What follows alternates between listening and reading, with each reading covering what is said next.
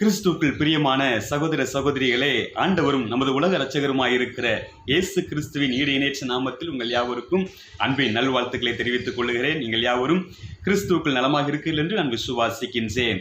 கடந்த காலங்களிலே தியானித்ததான ஒரு வேத பகுதியிலிருந்து ஆவிக்குரிய சத்தியங்களை உங்களோடு கூட பகிர்ந்து கொள்ள ஆசைப்படுகிறேன். 2 ராஜாக்களின் புஸ்தகம் 5வது அதிகாரம். எப்படி ஆண்டவர் அற்பமானவைகளை கொண்டு அல்லது அற்பமானவர்களை கொண்டு எப்படி ஆச்சரியமான காரியங்களை செய்கிறார் என்பதை உங்களோடு கூட சுருக்கமாக பகிர்ந்து கொள்ள விரும்புகிறேன். அதை பகிர்ந்து கொள்வதற்கு முன்பதாக என்னை மிகவும் ஆச்சரியத்துக்கு உள்ளாக்கியதான ஒரு வார்த்தையை உங்களுக்காக நான் வாசிக்க ஆசைப்படுகிறேன். அதே 2 ராஜாக்களின் புஸ்தகம் 5வது அதிகாரம், அதனுடைய முதல் வசனம். சீரிய ராஜாவின் படைத்தலைவனாகிய நாகமான் என்பவன் தன் ஆண்டவனிடத்தில் பெரிய மனுஷனும் எண்ணிக்கை உள்ளவனுமாய் இருந்தான். அவனை கொண்டு கர்த்தர் சீரியாவுக்கு ரட்சிப்பை கட்டளையிட்டார். மகா பராக்கிரமசாலியாகி அவனோ குஷ்டரோகியாய் இருந்தான். இதிலே ஆச்சரியத்துக்கு உள்ளாக்கியதான ஒரு வாக்கியம் என்னவென்று சொன்னால், அவனை கொண்டு கர்த்தர் சீரியாவுக்கு ரட்சிப்பை கட்டளையிட்டார். ஆண்டவர் ஏன் சீரியாவை ரட்சிக்க வேண்டும்? ஆண்டவர் ஏன் இந்த நாகமானை பயன்படுத்த வேண்டும் என்று சொல்லி யோசிக்க ஆரம்பித்தேன். எனக்கு அன்பான தேவனுடைய பிள்ளைகளே, இந்த நாகமான் ஒரு புறஜாதி ராஜாவினுடைய படை தளபதி. இவனும் ஒரு புறஜாதி. அதே போல இந்த சீரியர்களும் புறஜாதி ஜனங்கள். இவர்கள் இஸ்ரவேலை பகைக்கிறவர்கள், இஸ்ரவேலினுடைய விரோதிகள், தேவனுடைய மக்களுக்கு எதிராக காரியங்களை செய்கிறவர்கள், அவர்களை மிகவும் உபத்திரவப்படுத்துகிறவர்கள், அவர்களை சிறுமைப்படுத்துகிறவர்கள். ஆனால் அவர்களையும் ஆண்டவர் ரட்சித்து கொண்டு வந்தார் என்று சொல்லி இந்த பகுதியை வாசிக்கிறோம். ஏன் ஆண்டவர் அவர்களை ரட்சிக்க வேண்டும்? அவர்கள் அழிவுக்குரியவர்கள் அல்லவா? நரகத்திற்கு போக வேண்டியவர்கள் அல்லவா? ஏனென்றால் அவர்கள் ஆண்டவருடைய ஜனங்களை உபத்திரவப்படுத்துகிறார்கள், கொடுமைப்படுத்துகிறார்கள், சிறுமைப்படுத்துகிறார்கள். அப்படிப்பட்டவர்கள் முற்றிலுமாக அழித்து துடைத்து எரியப்பட வேண்டியவர்கள். ஆனால் ஆண்டவர் இங்கே எழுதி வைத்திருக்கிறார் தம்முடைய பரிசுத்த ஆவியின் மூலமாக அவர்களை அவர் ரட்சித்தார் என்று சொல்லி. ஏன் அவர்களை ஆண்டவர் ரட்சிக்க வேண்டும்? எனக்கு அன்பான தேவனுடைய பிள்ளைகளே, இதிலிருந்து நாம் என்ன கற்றுக்கொள்ளலாம் என்று சொன்னால், ஆண்டவர் சீரியர்களையும் நேசிக்கிறார், சீரிய ராஜாவை நேசிக்கிறார், படைத்தளபதியை நேசிக்கிறார், சீரியாவில் இருக்கிறதான ஒவ்வொருவரையும் ஆண்டவர் நேசிக்கிறார். அவர்களுக்கு ஆண்டவரை தெரியாது, ஆனால் ஆண்டவருக்கு அவர்களை தெரியும். அவர்களையும் அவர் நேசிக்கிறார். அநேக நேரங்களிலே ஒரு யூதராக அல்லது ஒரு இஸ்ரவேலனாக நம்முடைய மனதில் இருக்கிறதான ஒரு எண்ணம், ஆண்டவர் நம்மை மாத்திரமே நேசிக்கிறார், ஆண்டவர் நமக்காக பரிதவிக்கிறார், நம்மை மட்டுமே பாதுகாக்கிறார் என்கிறதான ஒரு எண்ணம் நம்முடைய இருதயங்களிலே அதிகமாக நிரம்பி விடுகிறது. ஆனால் உண்மை என்னவென்று சொன்னால், ஆண்டவர் நம்மை மாத்திரம் நேசிக்கவில்லை, நம்மை சுற்றி இருக்கிறதான புறஜாதி ஜனங்களையும் அவர் நேசிக்கிறார். நமக்காக மாத்திரம் ஆண்டவருடைய இதயம் துடிக்கவில்லை, நம்மை சுற்றி இருக்கிறதான அவரை அறியாத ஜனங்களுக்காகவும் அவர் துடிக்கிறார், அவர்களையும் நேசிக்கிறார். காரணம், நம்மை மாத்திரம் அவர் அவருடைய சாயலிலே சிருஷ்டிக்கவில்லை, அவர்களையும் அவர் தமது சாயலாகவே சிருஷ்டித்திருக்கிறார். அவர்களும் அவருடைய பிள்ளைகள் தான். அவர்களுக்கு ஆண்டவரை தெரியாதுதான், ஆனால் ஆண்டவருக்கு அவர்களை தெரியும். அவர்களையும் அவர் நேசிக்கிறார். அவர்களும் எப்படியாகிலும் இந்த மந்தைக்குள்ளாக, சபைக்குள்ளாக, தேவனுடைய ஜனங்களாக மாற வேண்டும் என்பது ஆண்டவருடைய விருப்பம். அதைத்தான் இங்கே பார்க்கிறோம். இங்கே இந்த மகா பராக்கிரமசாலியாகிய இந்த நாகமான் ஆண்டவரை அறியாத காலத்திலே ஆண்டவரால் அவன் பயன்படுத்தப்பட்டிருக்கிறான். எப்படி நீங்களும் நானும் ஒரு புறஜாதியாக நாம் என்ன செய்தோம், இருந்தோம். ஆனால் ஆண்டவர் நாம் அவரை அறியாத காலத்திலே நம்மை நேசித்து நம்மோடு கூட இருந்து வந்திருக்கிறார், நம்மளோடு கூட பயணித்திருக்கிறார், நமக்கு உதவி செய்திருக்கிறார், நம்மை பலப்படுத்தியிருக்கிறார். அந்த காலங்களிலே நாம் அவரை அறியவில்லை, அவருக்கும் நமக்கும் இடையே எந்த விதமான உறவும் இல்லை, நமக்கு அவரை யாருன்னே தெரியாது. ஆனாலும் அவருடைய கரம் நம்மோடு கூட இருந்திருக்கிறது, நம்மை பாதுகாத்து வழிநடத்தி வந்திருக்கிறார், நமக்கு உதவி செய்திருக்கிறார், நமக்கு பேலன்ஸ் செய்திருக்கிறார். அதே போல நம்மை பயன்படுத்தியும் இருக்கிறார். இந்த நாகமானை பயன்படுத்தியது போல அவனுக்கு ஆண்டவரை தெரியாது, ஆனால் அவன் ஆண்டவரால் நேசிக்கப்பட்டு ஆண்டவரால் பயன்படுத்தப்பட்டிருக்கிறான். எல்லா ஜனங்களையும் ரட்சிக்க வேண்டும் என்பது ஆண்டவருடைய அனாதி தீர்மானம், தேவனுடைய அனாதி திட்டம். எப்படியாகிலும் இந்த இஸ்ரவேல் ஜனங்களை கொண்டு, ஆண்டவருடைய பிள்ளைகளை கொண்டு மற்றவர்களை அவர் பக்கமாக திருப்ப வேண்டும், அவரை அறிந்து கொள்ள செய்ய வேண்டும், தம்மை வெளிப்படுத்த வேண்டும் என்பது அவருடைய அனாதி தீர்மானம், அவருடைய அனாதி பிரியம். ஆண்டவர் மோசேக்கு சொல்லுகிறார், நான் யார் என்பதை, நான் எப்பேற்பட்டவர் என்பதை இந்த எகிப்தியருக்கு நான் தெரியப்படுத்துவேன், நான் காண்பிப்பேன் என்று திரும்ப திரும்ப சொல்லுகிறார். அவருடைய விருப்பம் எல்லாமே அவர் யார் என்பதை மற்றவர்களுக்கு தெரியப்படுத்த வேண்டும் என்பதுதான். அதுவும் தாம் தெரிந்து கொண்ட ஜனங்களை கொண்டு, நம்மை கொண்டு அவர்களுக்கு தம்மை வெளிப்படுத்த அவர் சித்தம் கொண்டிருக்கிறார். சரி, இப்ப ஆண்டவர் நாகமானை கொண்டு சீரியாவை அவர் ரட்சித்து வந்தார். ஏற்ற காலம் வரும் பொழுது அவர் யாரெல்லாம் தெரிந்தெடுத்திருக்கிறாரோ அவர்களை தன்னுடைய மந்தைக்குள்ளாக அவர் சேர்க்கிறார். இந்த விசுவாசத்துக்குள்ளாக அவர் கொண்டு வருகிறார். அடுத்த வசனத்தில் பார்த்தீங்கன்னா, சீரியாவிலிருந்து தண்டுகள் புறப்பட்டு இஸ்ரவேல் தேசத்திலிருந்து ஒரு சிறு பெண்ணை சிறைபிடித்து கொண்டு வந்திருந்தார்கள். அவள் நாகமானின் மனைவிக்கு பணிவிடை செய்து கொண்டிருந்தாள். இப்போ இடையில இன்னொரு விஷயத்தையும் இங்கே கொண்டு வர்றாங்க. என்ன அப்படின்னா, சீரியாவிலிருந்து தண்டுகள் புறப்பட்டு இஸ்ரவேலுக்கு போய் அங்கே யுத்தம் பண்ணி இருக்கிறார்கள். அது எப்பொழுது நடந்தது என்று நமக்கு தெரியாது. ஆனால் அந்த யுத்தம் செய்து முடித்துவிட்டு அவர்கள் கைப்பற்றினது ஒரே ஒரு சிறு பெண் மாத்திரமே. அவர்களுக்கு வேற யாருமே கிடைக்கல. அவரால் வேற யாரையும் தூக்கி கொண்டு வர முடியவில்லை. ஒரு சிறு பெண்ணை மாத்திரமே அவரால் தூக்கி கொண்டு வர முடிந்தது. அப்ப ஆண்டவருடைய அனுமதி இல்லாமல் நம்முடைய வாழ்க்கையில எதுவும் நடப்பதில்லை. ஆண்டவர் அனுமதித்தால் நிச்சயமாக ஒரு நோக்கத்துக்காகவே இருக்கும். நம்முடைய பிள்ளைகளை அவர் என்றென்றைக்கும் அவர் அடிமையாக அனுமதிக்கிறதில்லை, அனுப்பி விடுகிறதில்லை.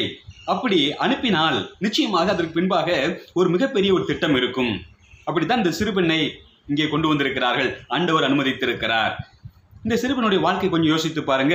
பரிதவிக்கப்பட்டதான ஒரு சூழ்நிலை. இந்த சிறு வயதிலே தன்னுடைய பெற்றோரை இழந்து, தன்னுடைய சகோதர சகோதரிகளை, அவருடைய அன்பையும் அவருடைய நேசத்தையும் பாசத்தையும் இழந்து தனியாக வேற ஒரு நாட்டில் அடிமையாக வாழக்கூடியதான ஒரு சூழ்நிலை.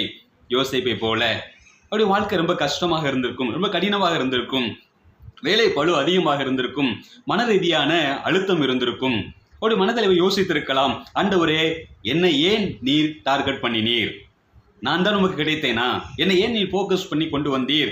எத்தனையோ பேர் இருக்கிறாங்க இஸ்ரவேல் தேசத்துல, என்னை மாத்திரம் நீர் ஏன் அனுமதித்தீர்? நம்ம அநேக நேரங்களில் ஆண்டவரை பார்த்து கேட்கிறோம் அல்லவா, ஓய் மீ ஓ லார்ட், ஆண்டவரே நான் என்ன பண்ணினேன், என்ன பாவம் செய்தேன், என்னை பிடித்து கொண்டீரே என்று சொல்லி.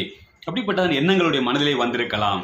ஆனால் அவள் அதை எல்லாவற்றையும் ஜெயங்கொள்ளுகிறவளாக இருந்தால், இப்படிப்பட்டதான எண்ணங்களை அவளுடைய சிறுமையான சூழ்நிலையிலும், அவளுடைய அற்பமான சூழ்நிலையிலும், அவளுடைய கடினமான வாழ்க்கையிலும் கூட உறுதியாக இருந்தால், என்ன அவளுக்கு நம்பிக்கை என்று சொன்னால், ஆண்டவர் என்னுடைய வாழ்க்கையிலே எந்த சூழ்நிலையும் ஒரு நோக்கம் இல்லாமல் அவர் அனுமதிக்கிறதில்லை. ஒரு நோக்கத்தோடு கூட தான் என்னுடைய வாழ்க்கையில ஆண்டவர் இப்படிப்பட்டதான சூழ்நிலையை அனுமதித்திருக்கிறார்.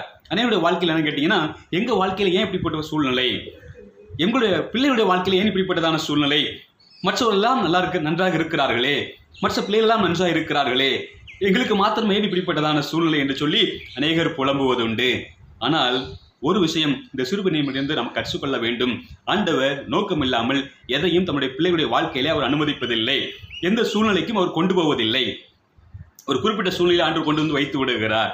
ஆனால் அவருடைய நோக்கத்தை அறிந்து கொள்வது நம்முடைய இதய துடிப்பாக இருக்க வேண்டும். நம் ஆண்டவரோடு கூட நெருங்கிய தொடர்பு இருக்கும் பொழுதுதான், அவருடைய இதயத்துக்கு நெருக்கமாக இருக்கும் பொழுதுதான் ஆண்டவர் ஏதோ ஒரு நோக்கத்தோடு கூட என்னை இந்த இடத்துக்கு வைத்திருக்கிறார், என்னை கொண்டு வந்திருக்கிறார், இந்த சூழலை என்னுடைய வாழ்க்கையில் அனுமதித்திருக்கிறார் என்பதை புரிந்து கொள்ள முடியும். ஏற்றுக்கொள்ளக்கூடியதான மனப்பக்குவம் வரும். அந்த மனப்பக்குவம் இந்த சிறு பெண்ணிடத்தில் இருந்திருக்கிறது பாருங்க. ஆம், அவளுடைய வாழ்க்கை நோக்கத்தினால் உந்தி தள்ளப்படுகிறதான ஒரு வாழ்க்கையாக இருக்கிறது. ஆம், தேவன் ஒரு நோக்கத்தோடு கூட என்னுடைய வாழ்க்கையிலே இந்த சூழ்நிலை வைத்திருக்கிறார். அப்படியானால் அந்த நோக்கத்தை நிறைவேற்றுவதிலே அவருடைய ஒவ்வொரு நேரமும் அவர் செலவழித்திருக்கிறார். எப்படி அவர் சாட்சியாக வாழ்வது, எப்படி உண்மையாக இருப்பது, எப்படி இந்த குடும்பத்திற்கு ஆண்டவரை அறிவிப்பது, அவர்களை எப்படி ரட்சிப்பது, அதான் அவருடைய நோக்கமாக இருந்தது. சரியான நேரம் அமையும் பொழுது என்னுடைய ஆண்டவன் சமாரியாவில் இருக்கிற தீர்க்கதரிசியிடத்தில் போவாரானால் அவர் இவருடைய குஷ்டரோகத்தை நீக்கி விடுவார். முடிஞ்சு, சாப்டர் க்ளோஸ். ஒரே ஒரு சென்டென்ஸ் தான். அவர் போவாரானால் நிச்சயமாக அவர் சுகமடைவார் என்று சொல்லுகிறதான ஒரு வார்த்தை. அநேக நேரங்களில் அதிகமாக நாம் பிரசங்கம் செய்கிறோம், ஆனால் மிக குறைவாகத்தான் நம்ம என்ன செய்கிறோம், வாழ்ந்து காட்டுகிறோம். இந்த சிறு பெண் எவ்வளவு சாட்சியாக வாழ்ந்திருந்தால், இவளுடைய வார்த்தையை நம்பி, இந்த அடிமை பெண்ணுடைய வார்த்தையை நம்பி அவன் தன்னுடைய சேனையை கூட்டிக் கொண்டு புறப்பட்டு போவான் இஸ்ரவேலுக்கு. அப்படியானால் நல்ல சாட்சி உள்ள ஒரு வாழ்க்கை வாழ்ந்திருக்க வேண்டும். நல்ல சாட்சி உள்ள வாழ்க்கை வாழ்ந்து கொஞ்சம் ஆண்டவரை பற்றி சொன்னால் போதும், அது ரொம்ப எஃபெக்டிவாக இருக்கும். அவன் புறப்பட்டு போகிறான், இஸ்ரவேலினுடைய ராஜாவை சந்திக்கிறான். ராஜா பயந்து விடுகிறான், தன்னுடைய சட்டையை கிழித்துக் கொள்கிறான். நான் என்ன கொல்லவும் அழிக்கவும் உயிர்ப்பிக்க நான் என்ன தேவனா என்று கேட்கிறான். இந்த விஷயத்தை கேள்விப்பட்ட எலிசா, நீர் ஏன் சட்டையை கிழித்துக் கொள்கிறீர், அவனை என்னிடத்தில் அனுப்புங்கள் என்று சொல்லுகிறார். அவங்க ரத்தோடு கூட குதிரை வீரர்களோடு கூட நேரே போய் எலிசாவுடைய வீட்டு முன்னால் நிற்கிறாங்க. எலிசா உள்ளே இருந்து சொல்லிவிடுகிறார், நீ போய் யோர்தானிலே 7 தரம் ஸ்நானம் பண்ணு. இவனை இதை எதிர்பார்க்கவே இல்லை. பக்கத்தில் வந்து தொட்டு தடவி அவனுடைய வியாதிகளை இப்படியாக குணப்படுத்துவார் என்று சொல்லி அவன் ஒரு ஐடியா வைத்திருந்தான், ஒரு அசம்ஷன் வைத்திருந்தான். ஆனால் அவர் சொன்னார், நீ போய் யோர்தானிலே 7 தரம் ஸ்நானம் பண்ணு என்று சொன்னார். இது ஆண்டோடைய வார்த்தை. எலிசா வீட்டுக்கு வெளியே வரவில்லை, உள்ளே இருந்து சொல்லி அனுப்பிவிட்டதான வார்த்தை. ஏனென்றால் இது தேவனுடைய வார்த்தை, தேவன் நாகமானுக்கு சொன்னதான வார்த்தை.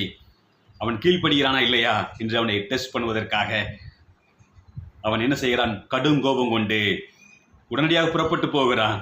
ஏனென்றால் அவனுடைய பார்வையிலே யோர்தான் அற்பமானது, அவனுடைய பார்வையிலே அந்த இஸ்ரவேல் மண் அற்பமானது. அவர்களை கேவலமாக அவன் நினைத்தான், அற்பமாக நினைத்தான். அதனாலதான் கோபம் கொண்டு வேகமாக அங்கிருந்து புறப்பட்டு போனான். கூட இருந்ததான மற்ற மனிதர்கள் சொன்னார்கள், ஐயா, ஏதாவது பெரிய விஷயத்தை சொல்லியிருந்தால் நீ செய்திருப்பீர்கள் அல்லவா? 7 தரம் யோர்தானிலே ஸ்நானம் பண்ணி என்று தானே சொன்னான், ஏன் செய்யக்கூடாது என்று.